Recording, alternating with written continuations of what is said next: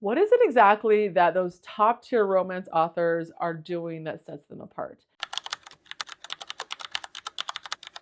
And I'm not, when I'm talking about setting them apart, I'm not just talking about like, hey, which author can write like the filthiest, smuttiest, spiciest content that's making you blush, but I'm really talking about what is it that certain authors are doing and infusing into their stories that allows them to write a story that is an escape, but is also it's escape, and it entertains, and it's heartwarming, and it's fun, and it's joyful, but that it's also preventing these liberating and empowering messages that are actually transforming how you see yourself and how you see the world, and transforming the relationship you have with yourself and the relationship you have with others. And like, what is it that they're actually doing? What is it that is consistently showing up in their books that is just elevating them to just a different tier?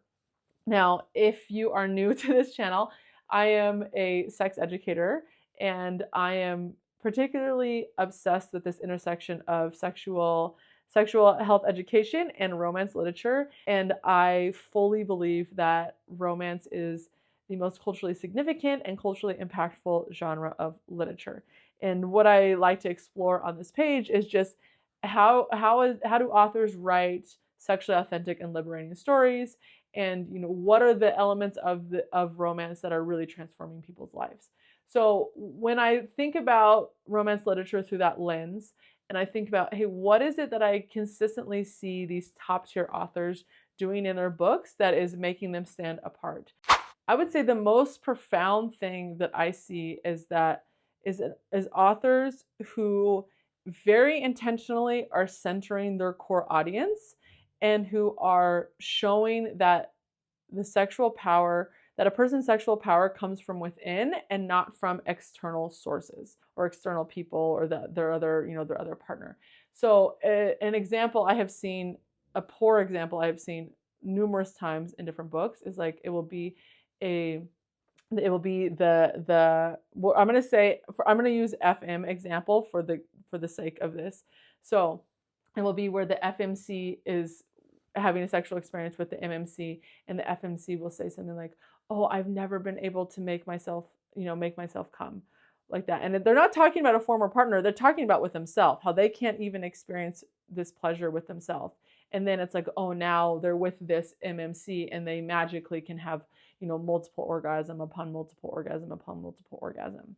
So that is, to me, that is an example of of not centering the actual core audience. So even though there is this mutual pleasure, the sexual power is not coming from the FMC, it's coming from the MMC, and it's not coming from within. So compare that to one of my absolute, I mean, as a sex educator, one of the scenes that I think about in terms of this empowered and liberating messages within romance is from The Right Move, and it's with Indy and Ryan Shea. Now, I do, for full transparency, in terms of, I always want to promote authentic books, and there's been a lot of really important discourse along that book, in connection to that book, that I highly recommend you checking out in terms of writing authentic stories.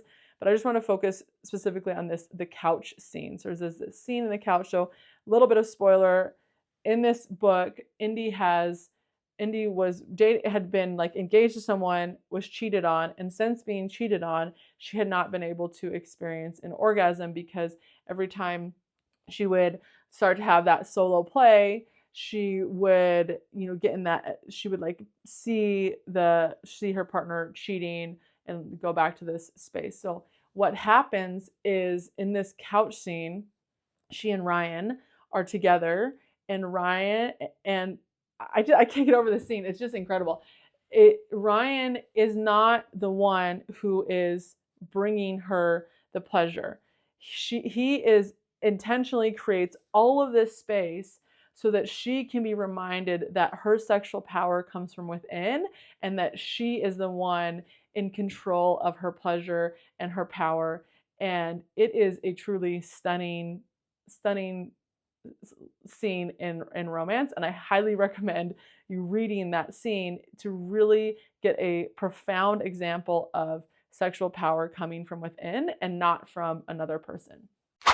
Okay, so connected to that, the second thing that I see, and I kind of mentioned it, that I see authors, like those top tier authors, doing is that mutual pleasure.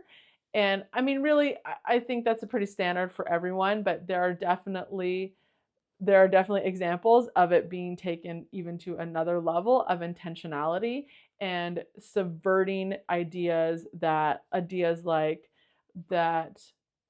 If we think about really common things, that a man should receive oral and that's the expectation, but not women, or that this quid pro quo, that if I give if I give a sexual experience to you, you need to give one back to me. So you see, again, these authors who are so intentional at this, you will see how the female, the FMC, their pleasure is first.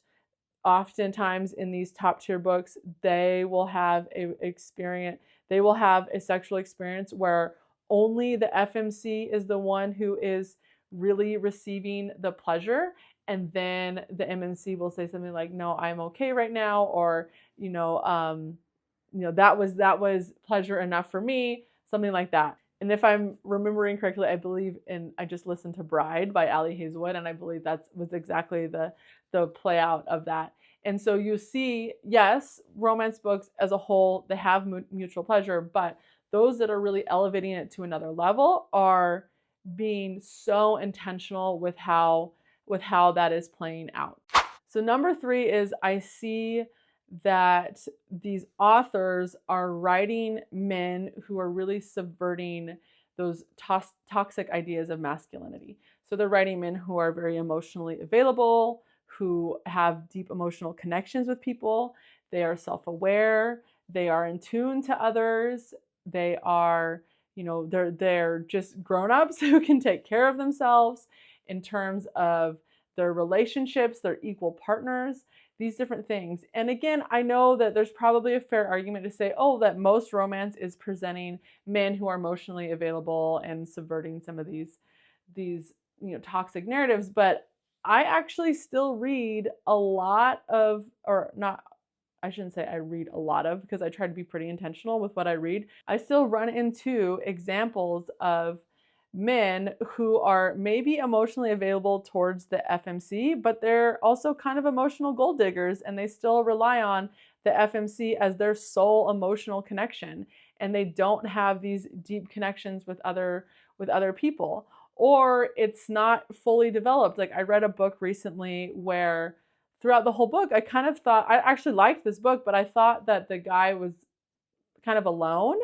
and that he didn't have a lot of connections. I didn't even realize he had siblings. And then all of a sudden his siblings show up and he's actually has a friendship with them. But that wasn't like showed on the page at all. It wasn't showed that he had these other emotional connections.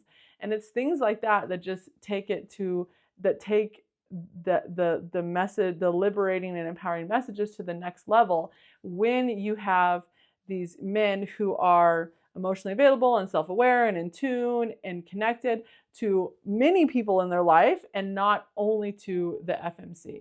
Another thing that these top tier authors are doing is that they so expertly toe this line between fantasy and reality. And I don't mean fantasy in terms of like the genre. I mean, they keep us in this dream world that is their book, right? And they keep us there, but they're writing in such a real way that it doesn't take us out of the story. So we're in the dream world and we're getting all the feels and we're absorbed in it, but then they understand that they need enough reality in their story to keep us in the story and not have us jump out of it.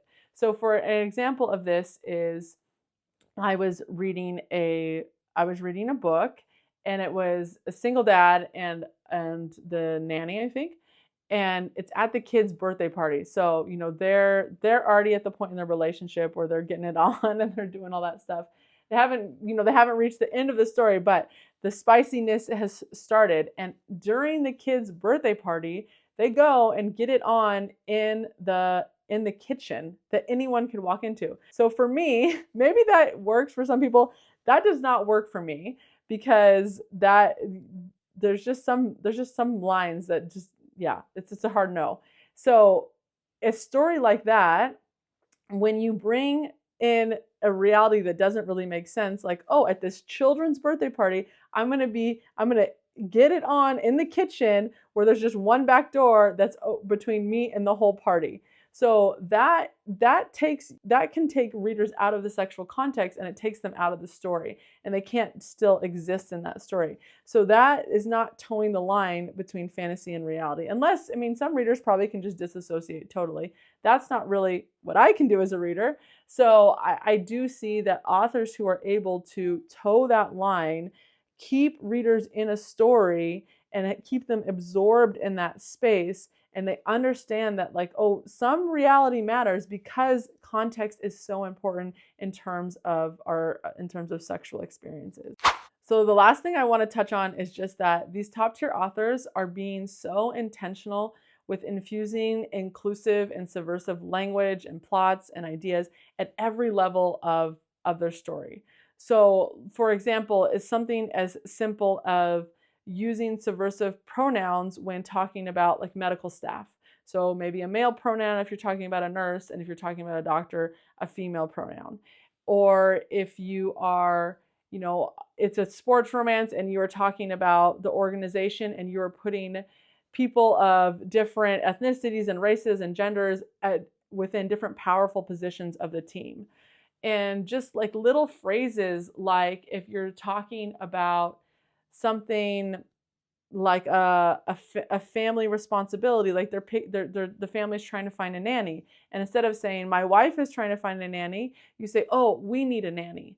Like just these like little phrases. And if you follow my quickie edits series, you can see what I mean by this, by just shifting little phrases and little moments that might seem like they're nothing, how it actually can fundamentally shift how people are perceiving the world, and those can turn into incredibly liberating and empowering messages, especially if people are seeing this time and time and time and time again in romance book after romance book after romance book.